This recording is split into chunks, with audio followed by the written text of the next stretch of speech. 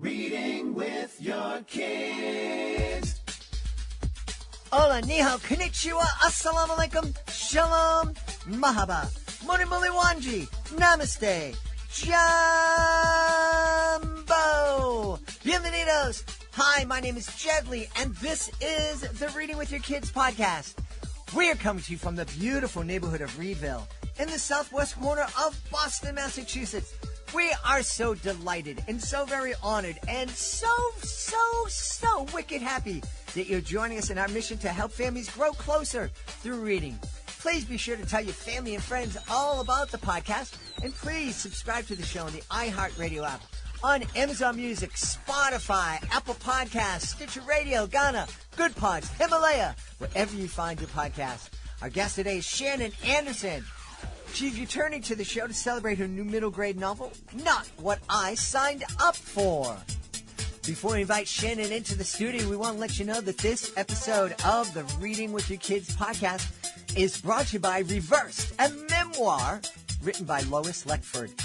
Do you have a student who is struggling in school? Then have I got a book for you. Reversed, a memoir, is a brilliant educational story that every parent and every educator must read. It is a story that tugs at your heart.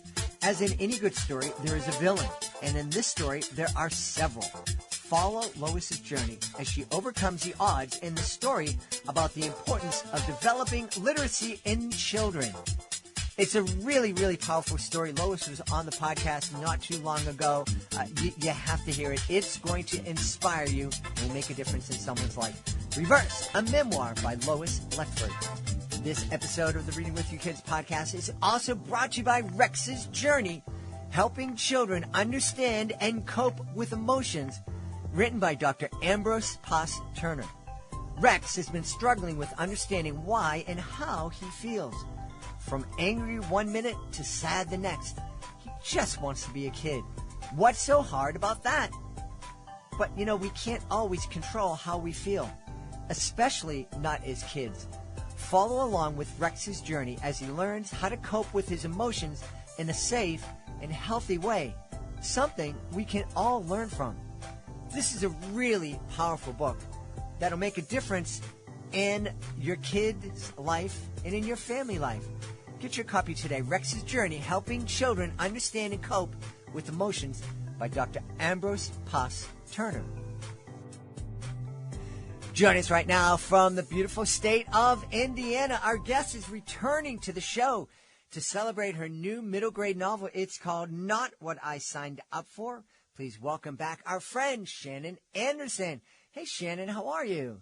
I'm good. How are you? I'm wonderful. It's great to see you again, but this is different. Typically, we're talking to you about your picture books or about your books that help teach kids how to write. I think this is the first time I've spoken to you about a middle grade novel. I think it is, yes. Yeah. So tell us all about Not What I Signed Up For. Well, this is kind of a full circle moment for me because my very first book that came out was about my youngest daughter, Madison, and how she had amblyopia and she had to wear an eye patch. So the book was called I Am Not a Pirate.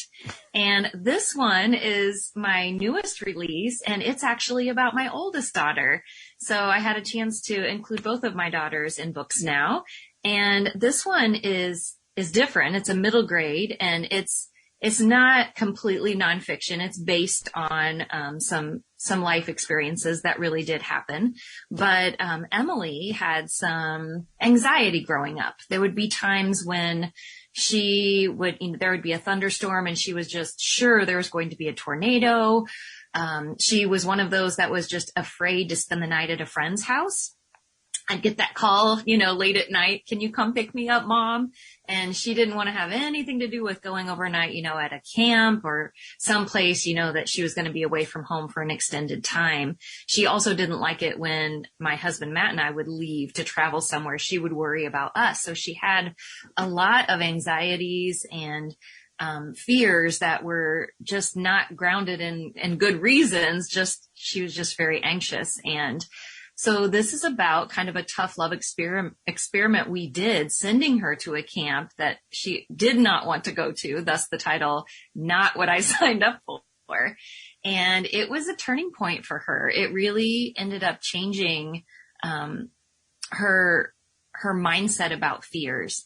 And from, going to that camp experience, she first of all proved to herself that she could do it, that she was going to be okay.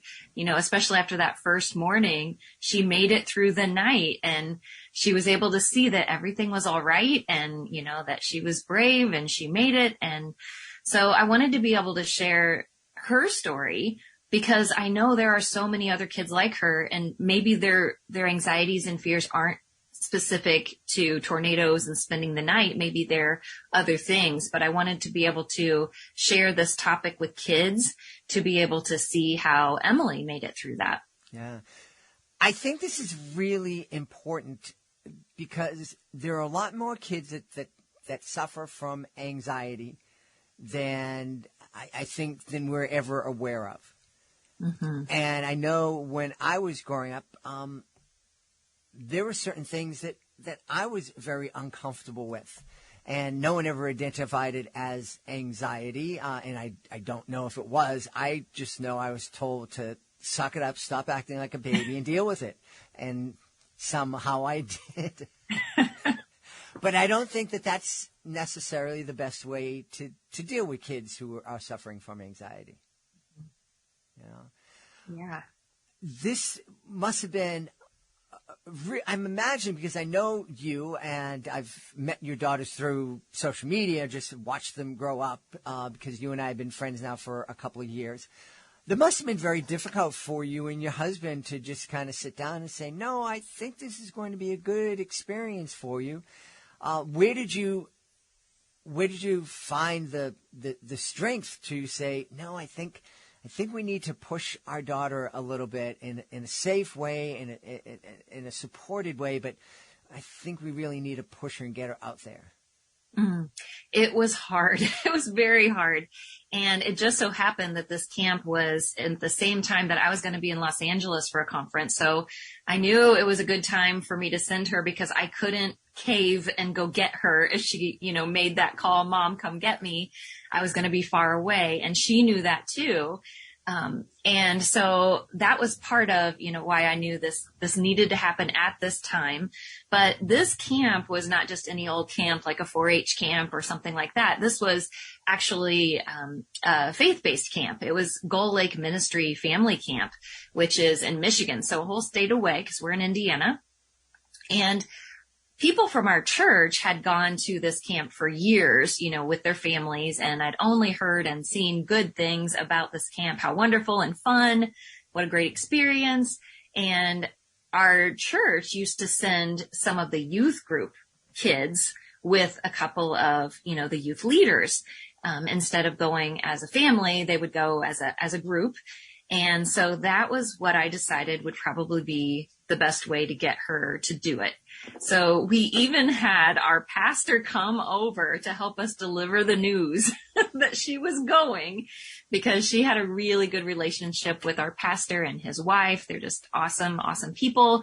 And they came over and they helped us to talk her through, that you are going. And it didn't go well. I mean, as she was hearing what was happening, she was curling up into fetal position on the couch and started tearing up. And the weeks leading up to the camp were really hard. She felt, a little betrayed, that we had planned this, and not asked her if she wanted to go. We knew that she wouldn't ever sign up to go on her own.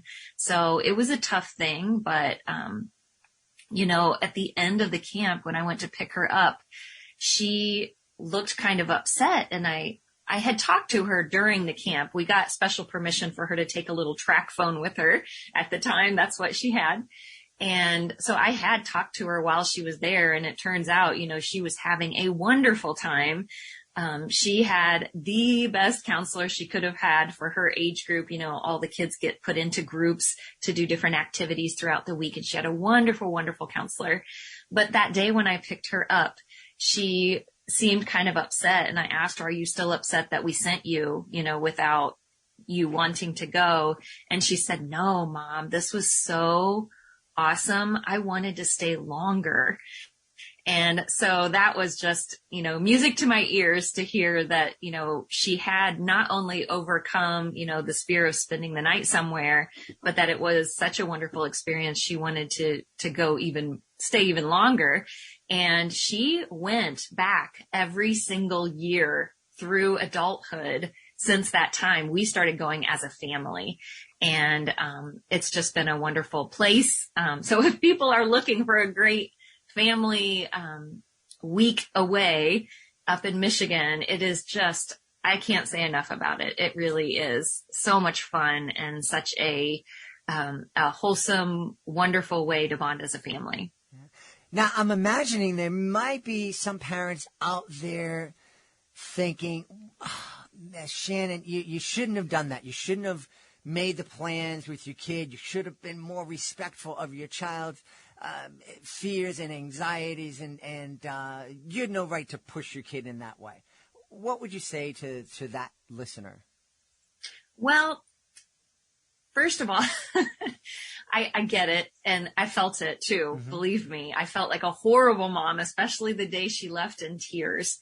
But we had tried lots of different things, and there are lots of things that you can do to try to combat fears and anxieties. And, sometimes it's a matter of helping them switch their mindset, giving them techniques like, an interrupter of some kind, like, can you switch things around? Like, instead of thinking, well, what if this storm turns into a tornado, switch that what if around to what if this storm just blows through and we are all fine and it's all okay. If you have anxieties about, getting on a stage, what if I forget my lines, or what if I get laughed at, switch that what if around to what if I end up having a great time, and what if, they applaud at the end, or what if I learn something new from this experience and it's so much fun. So switching those what ifs, we had done those things with her. We tried to do things like, if you learn more about something, sometimes you're not as fearful of it. So my husband was taking her to storm classes. So as the police chief of our town, he was always invited to go to things like that because he was one of them that had to go out and spot funnel clouds when the conditions were kind of, favorable for tornadoes. So he was going to those and taking her with, helping her to learn about storms and cloud formations and, when it is, a time to worry and when it's not, those kinds of things. But we really ultimately, as people of faith, as Christians, decided that, one of the biggest things that we can do for her is to teach her that, we're not in control, God's in control. And what it comes down to is that we have to trust, and that we have to understand that He has a perfect plan for us. And as many times as we might think in our lives that we know a better way, we aren't the ones with the perfect plan.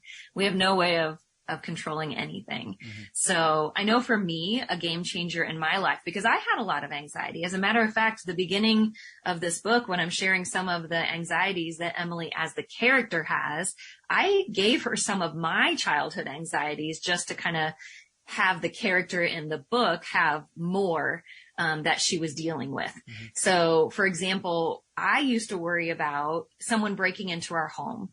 I used to also worry about the tornadoes.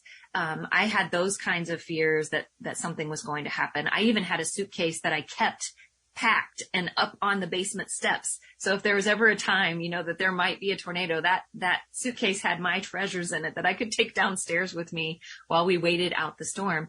But something that changed things for me was learning, to trust God, and also reading this book, Anxious for Nothing. It's a John MacArthur book. But I just love that in this book, it shares about how we just need to work as hard as we can and be content that God is in control, because, when we worry, we're thinking that, God is not going to be able to pull this off. He's not going to be able to protect me, or he's not going to be able to know what's right for me. And if we can switch that to remembering that, oh my goodness, of course he knows what's good for me and he can pull this off. Yeah. So having our trust in that, something bigger than ourselves, I feel like is a way that we can, help ourselves, but also help our kids. And that was one thing that she really did learn through that camp experience. She, our pastor sent her off with the verse, 2 Timothy 1:7, that God didn't give us the spirit of fear. He gave us power and love and self-control. And so if we can keep that in our hearts and remember that, then I feel like that can help us and give us confidence. Isn't it funny that so many of us who identify as Christians and Jews and Muslims and other people of faith who believe in this God that created everything, that loves us, that values us, there are times when we sit down and we think, yeah, but God's not going to be able to help me out of this situation.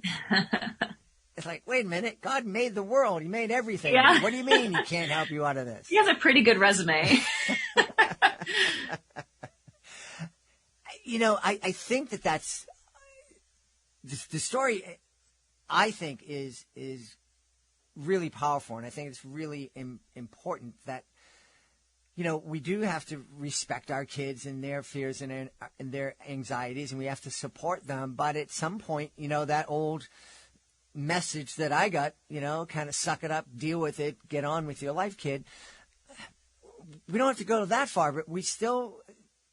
Our kids sometimes, and ourselves, sometimes we need that little push, a supportive push, so that we can break free of our anxiety. I should break free of my speech impediment here.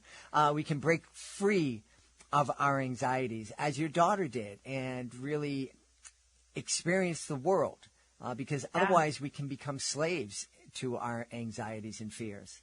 Yeah. And she even went on to, in high school, go to a mission trip to a very dangerous area that gave Matt and I anxiety, on the border of Mexico, where she was helping in an orphanage. She was, right there in an area where my husband said there was big drug cartel activity and it was just not a safe place to be.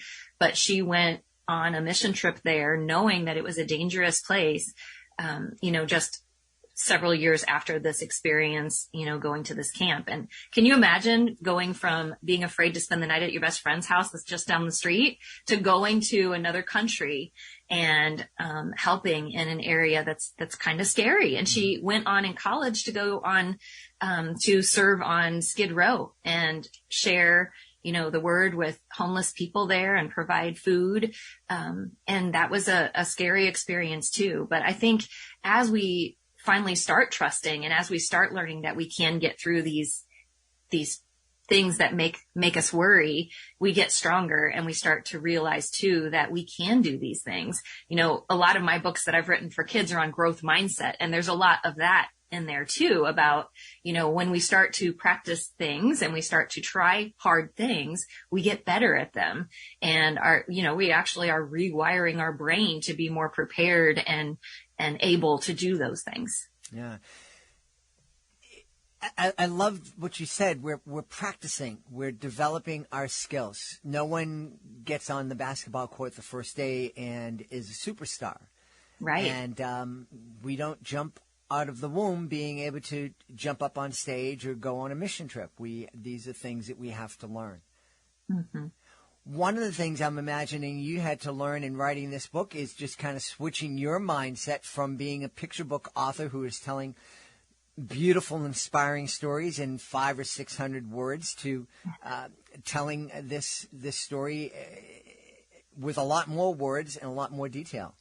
Yeah, it was a challenge. I can't say I didn't experience imposter syndrome for a while, thinking, I can't write a novel. What am I thinking? I'm, more into the picture books, the books that I used to read to my students when I was in the elementary classrooms. And it was a challenge for sure. It's only my second middle grade that I've written, and the first one was nonfiction. So that one's a little bit, I think, easier to organize and write because it's in sections, and each section can stand alone. And when you're revising something, you're not revising the whole entire thing. You might just be tweaking that particular content in that particular chapter. So it was a challenging experience, but it feels good to, to know that I can do that. And if I wanted to write another one, that I could do that. And so far I've been getting great feedback on it, which always, feels good and helps you overcome that imposter syndrome stuff. Yeah. I'm curious about Emily. How did she feel with so much of her story being shared in this novel?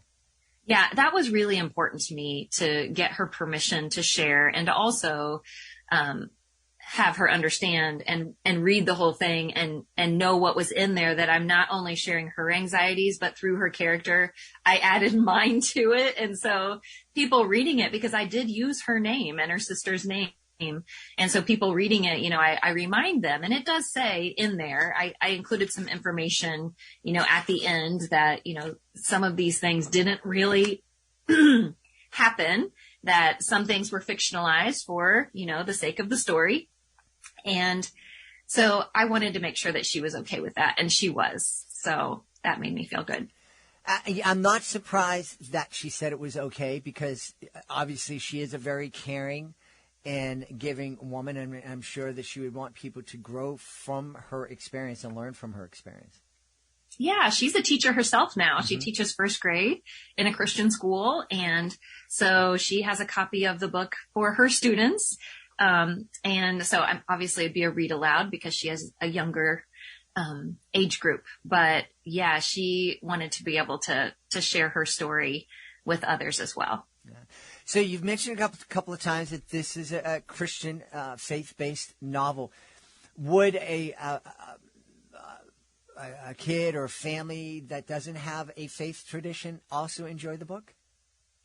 I personally think so. I read books of other faiths because I think it's always interesting to hear about other people's experiences. I think that makes us better people, to learn from others, and everything that makes us different makes the world wonderful, I think. Mm-hmm. I'm so happy that you said that. It's something that I strongly believe in.